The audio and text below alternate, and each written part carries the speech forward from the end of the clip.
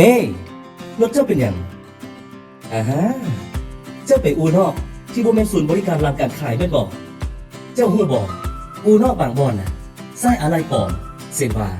กล่องน้ำมันเครื่องมันอันตรายหลายได้ตั้งใจฟังให้ดีเด้อข้อยจะอธิบายเหตุผลให้ฟังเจ้าฮู้บ่ว่ากล่องน้ำมันเครื่องแม่นอะไรที่สำคัญที่สวยใจแยกแต่ก่อนจากน้ำมันเครื่องให้จักรถเฮ็ดเวียกได้ดีโอเคนี่แม่นกล่องน้ำมันเครื่องกล่องน้ำมันเครื่องของปลอมจะเบิ่งคือกันกับของแท้มันจึงง่ายที่จะถึกตัวแต่ระวังให้ดีเพราะการเฮ็ดเวียกแม่นแตกต่างกันหลายเห็นส่วนสีเหลืองนี่บ่นี่เป็นส่วนที่การต่อน้ำมันเครื่องและมันก็จะมีผลกระทบต่อประสิทธิภาพของเครื่องจักรมาเบิ่งใกล้ๆนำกันปะโถแตกต่างกันขนาดเลยนกกล่องของแท้ภาคซ้ายจะแน่นหนาหลายเฮ็ดให้สามารถการต่อตะกอนได้ดีแม่นแล้วนี่เป็นการทดสอบกล่องน้ำมันเครื่อง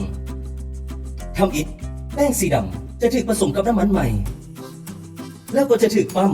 ไปใส่ทั้งกล่องน้ำมันเครื่องของแท้และของปลอมบัดนี้เขาจะเห็นความแตกต่างแล้วเบิ่งแน่แนวกล่องของแท้ฝากซ้ายเฮ็ดให้น้ำมันที่กล่องออกมาใส่แห้งแต่น้ำมันจากแนวกล่องของปลอมฝากขวาแม่นแนวขุ่นคือเก่านี่แม่นก่อนการทดลอง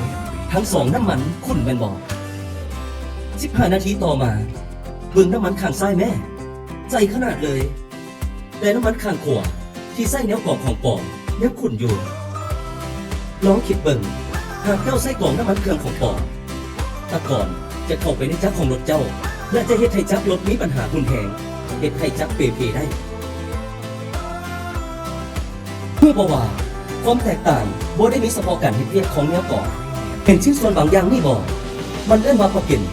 ที่ช่วยป้องกันบ่ให้น้ำมันเครื่องหัวไหลอะไรปลอมนำใส่ยางคุณภาพต่ำซึ่งแข็งโตเมื่อถือความร้อนบัดนี้เจ้าก็ต้องมากังวลเกี่ยวกับการหัวซึมของน้ำมันเครื่องอีกนี่เป็นการทดสอบความทนทานของแนวกล่องด้วยการสั่นสะเทือนของเครื่องจักรกำลังสูงมาเบิ่งน้ำกันว่าจะเป็นแนวใดโอ้